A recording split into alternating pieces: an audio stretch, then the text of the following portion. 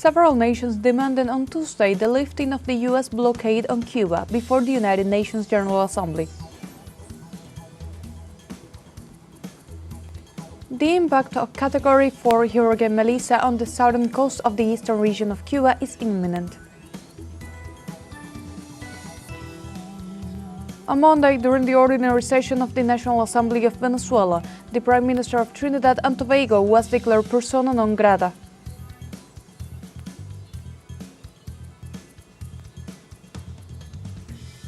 Hello, welcome to From the South. I'm Sofía Fernandez from the teleSUR studios in Havana, Cuba. We begin with the news. On Tuesday morning, the 21st plenary meeting of the 80th session of the United Nations General Assembly considered the resolution necessity of ending the economic, commercial and financial blockade imposed by the United States against Cuba. Several representatives of the international community reiterated their rejection of the blockade, which has been characterized as a violation of international law and the principles of the Charter of the United Nations. Since 1992, the UN has consecutively approved resolutions calling for an end to the blockade. This is the 34th time Cuba has presented such a resolution to the international organization. However, the United States rejected these claims, intensifying the economic oppression on the island. The resolution will be put up to vote by UN member states on October 29th.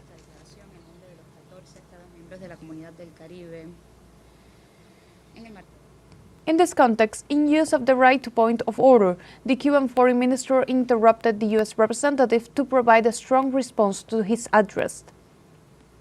68 of the rules. The permanent representative of the United States is not only lying, substantively deviating from the subject, but is also grossly and expressing against his president, against the dignity of the Assembly and the member states. He is doing so in an uncivilized, crude and gross way that is not acceptable in this democratic forum. Mr. Waltz, this is the United Nations General Assembly. It is not a signal chat, nor is it the House of Representatives.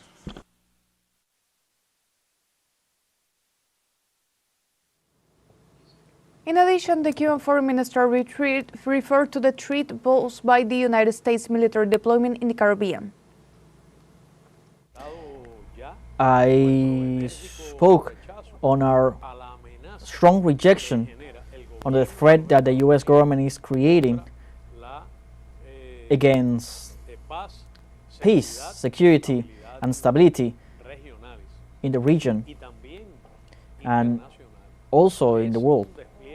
It's a military deployment that we know that it doesn't work to face scourges like drug trafficking, but it constitutes an existential threat against the independence of Venezuela and all other nations of our region, against sovereignty of all states. Also, the permanent representative of Colombia for the United Nations, Leonor Salavata, denounces the inclusion of Cuba as a country a sponsor of terrorism. The unjust and unilateral inclusion of Cuba on the list of state sponsors of terrorism constitutes an unjustified measure that is aggravating the effects of the embargo and which ignores its historic contribution to peace. And Colombia can attest to that.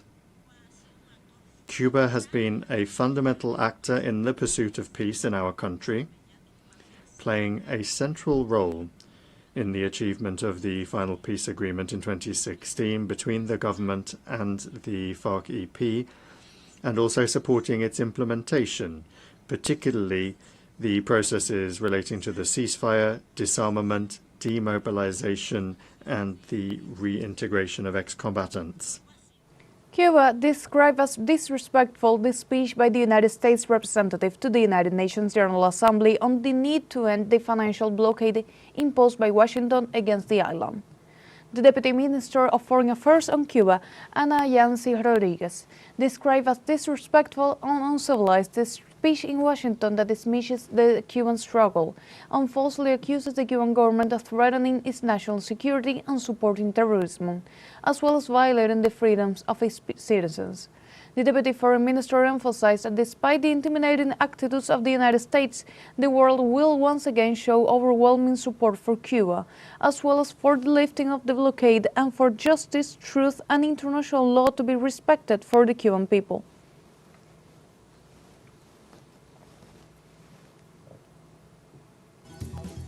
And now we have a short break coming up. But first, remember you can join us on TikTok at teleSUR English, where you will find news in different formats, news updates, and more. We'll be right back. Stay with us.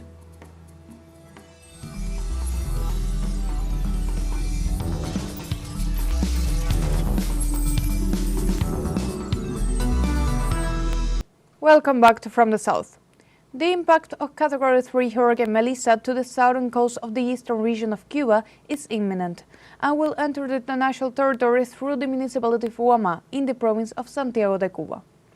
The Meteorological Institute of Cuba and its latest updates on 12 a.m. local time reported that a hurricane is approaching the country with maximum sustained winds of 205 kilometers per hour. Its current position places Melissa about 85 kilometers south of Guamá and 130 kilometers southwest of the city of Santiago de Cuba.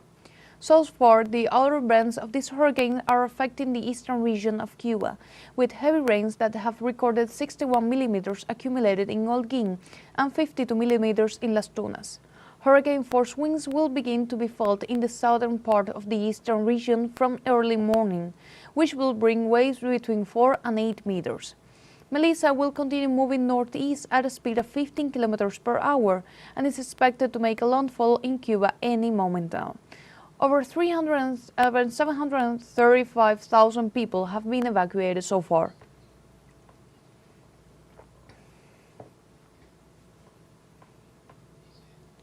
For his part, Cuban President Miguel Díaz-Canel addressed the people of the eastern region ahead of the arrival of Hurricane Melissa and called to act responsibly during and after the passage of the storm. At the same time, the Cuban leader affirmed that multiple brigades are already on site to start the recovery operations as soon as the weather conditions allow them. We have worked intensively, responsibly, with great dedication and effort, in a timely and consistent manner.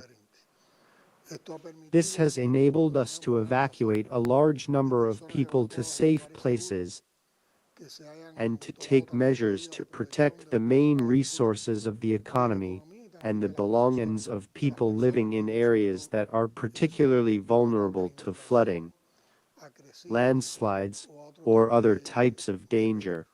Now the most important thing is for all of us to act responsibly,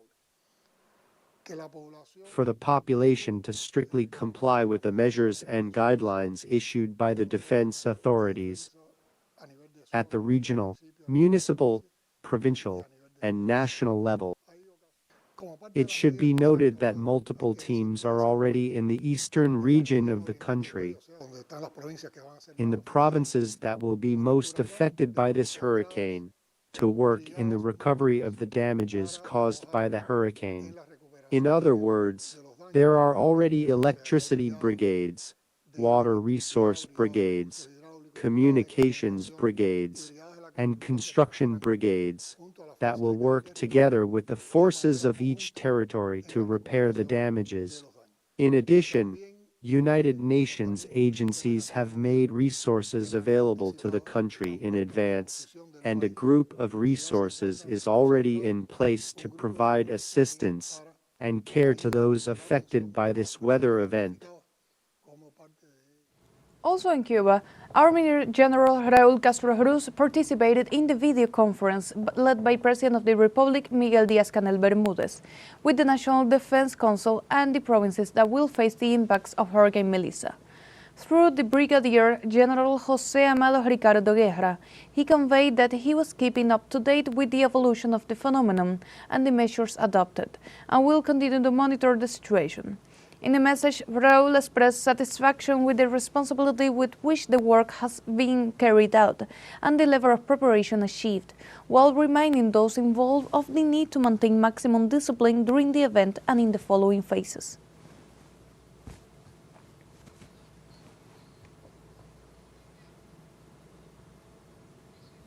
In other news, we move to Turkey, where at least 26 people were injured when they reacted in panic to the collapse of several buildings following a 6.1 magnitude earthquake west of Turkey. According to the authorities' report, citizens were injured after jumping out of windows or running away in a hurry in the province of Balıkesir. In this regard, Turkish Interior Minister Ali Yerel Likaya assured that there were no fatalities after the earthquake that occurred on Monday night. In this context, and on the instructions of the government, teams from the Provincial Directorate of the Environment, Urbanization and Climate Change remain deployed to assess the damage caused while removing debris in the affected areas.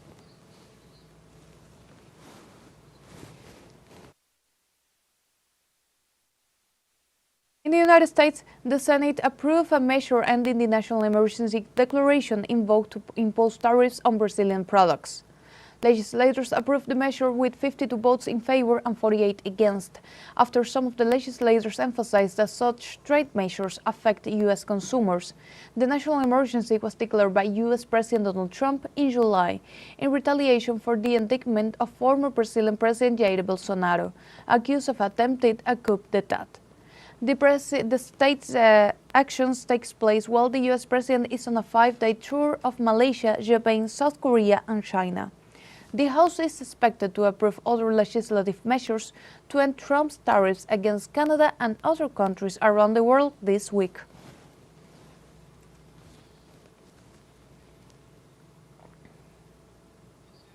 Meanwhile, in Belarus, during the third Minsk International Conference on Eurasian Security, the President Alexander Lukashenko outlined the country's key proposals for the peace agenda.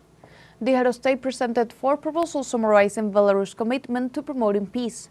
Lukashenko's proposal focused on prohibiting sanctions on food and medicine, protecting critical international infrastructure, offering solutions to the migration crisis, and taking measures in the field of artificial intelligence. In addition, the Belarus leader emphasized that 80 years after the formation of the United Nations, it is crucial for international organizations to fulfill their missions of providing solutions to global issues.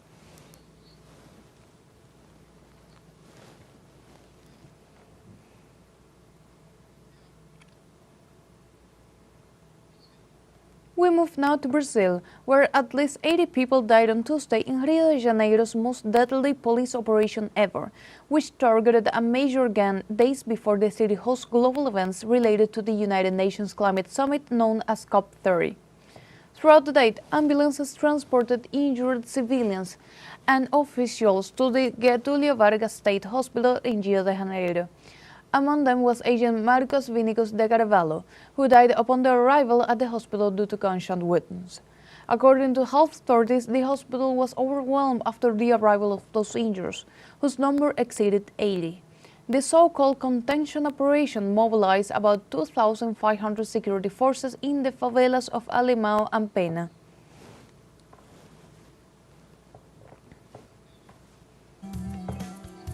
We have a second short break coming up. Before, we invite you to visit our Facebook page at teleSUR English. There you'll be able to watch our top stories, special live coverage and much more. Follow our page and activate the notification button to stay up to date on the world's most recent events. Final short break, but we'll be right back with more from the South. Don't go away.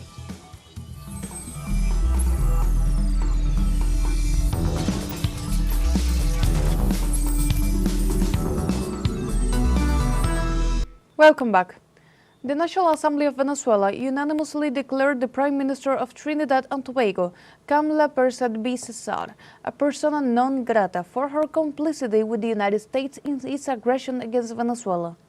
The decision, backed by all political sectors in Parliament, was a resounding response to the government of Trinidad and Tobago's decision to open its doors to U.S. military forces responsible for criminal acts in the Caribbean.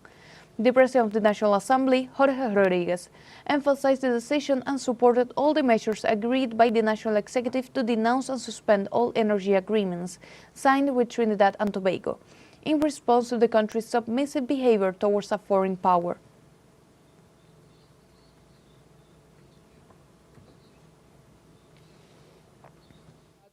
Trinidad and Tobago praises the United States attack and calls for the elimination of all drug traffickers. because the rule of law no longer exists, because international relations cease to exist, because international law is being brushed aside, and this lady should read a little about the history of Trinidad and Tobago, so she knows how empires treat their colonies. So they know how Trinidad and Tobago was exchanged for Minorca in the Treaty of Amiens, because it belonged to the Captaincy General of Venezuela, and how, after some skirmishes and battles between England and Spain, the two kings shaked hands yes, and how they exchanged them like trump cards. Give me Trinidad and Tobago, and I'll give you Minorca back.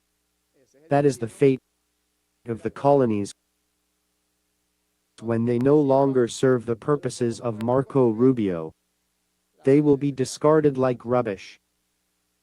They will be exchanged for currency as they did in 1798 with Trinidad and Tobago. You should learn from your own history that this is the devil's embrace, that this will only lead to suffering and more acute poverty for the people of Trinidad. The president of the Venezuelan National Assembly, Jorge Rodriguez, also assured that for years Venezuela was generous with Trinidad and Tobago in terms of hydrocarbons. We don't need gas from Venezuela.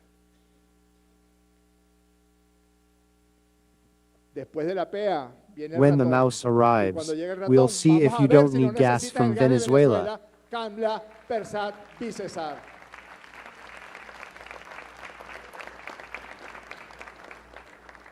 Vamos a ver si no fue generoso como lo fue ese acuerdo. We'll see if it wasn't as generous as that energy agreement signed between one of the largest gas reserves on the entire planet, located in the Bolivarian Republic of Venezuela, and a country that has completely depleted its gas reserves. In this sense, protest continues in several states of Venezuela in defense of national sovereignty and in rejection of the imperialist war threats of the United States in the Caribbean. Venezuelan protesters described the actions of Trinidad and Tobago Prime Minister Camila Bersat as provocative, who expressed her support for Washington's military deployment in waters near the coast of Venezuela under the pretext of combating drug trafficking. People also denounced the intentions of the CIA, which intends to carry out a false flag operation in Trinidad and Tobago with the aim of justifying an intervention in Venezuela. In this regard, the participants expressed their support for the Bolivarian government and the policies of Venezuelan President Nicolás Maduro. Nosotros los venezolanos y las venezolanas siempre.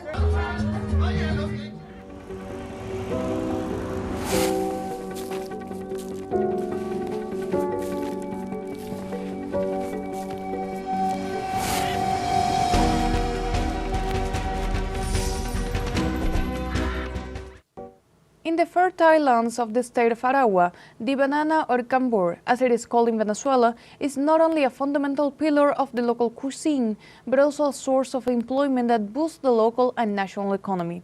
Our colleague Albert Fragua, who continues to explore this great country, brings us the following report.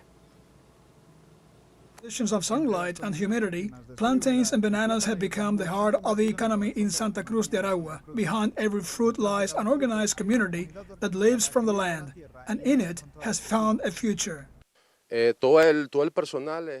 All the staff are around here on the farm. They're all locals, from different towns, some from Lamas, and even some from Sucre. Right now, we have about 70 direct workers, and with indirect ones, we reach around 120. Each bunch requires precise care. The cut becomes art. Farmers learn from a young age how to cut, clean, and select the fruit, respecting the cycles of nature. It's hard work, but full of pride. To cut the bunch that's ready for harvest. Look, these leaves will be trimmed to make it easier to cut the bunch. The rope here, a small knot. all the leaves. Then he comes. Come and lift it. It's cut high so that this stem will feed the sprout. That's coming up, that one will be ready for the second harvest. On the farms, women are also key. Their work and joy make the harvest a collective task, where production blends with daily life and family ties. Yes, yes. Well, they're almost like my family because I work with my mother-in-law and sister-in-law. And yes, we have fun here, we tell jokes, gossip, everything. We talk about a bit of everything. Once cut, the plantain is washed and prepared for distribution throughout the country, but also to Curaçao, Aruba, and Bonaire. With a stable weekly production, workers are already thinking about the next step, global export. We're ready because we follow a cycle, a weekly harvest cycle. We already have a production plan for 3 to 4 years, and if we keep it up, with God's help, we'll last much longer. With the management we've achieved, and the quality of fruit we are harvesting for the national market, we are now ready to export this fruit worldwide and open new horizons with the good work and careful handling we've achieved. A challenge filled with perseverance and ambition that we at teleSUR will continue to follow closely. And like this, we have come to the end of this news brief. You can find these and many other stories on our website at telesurenglish.net and join us on social media. We're on Facebook, X, Instagram, Telegram and TikTok. For telesur English, I'm Sophie Fernandez. Thank you for watching.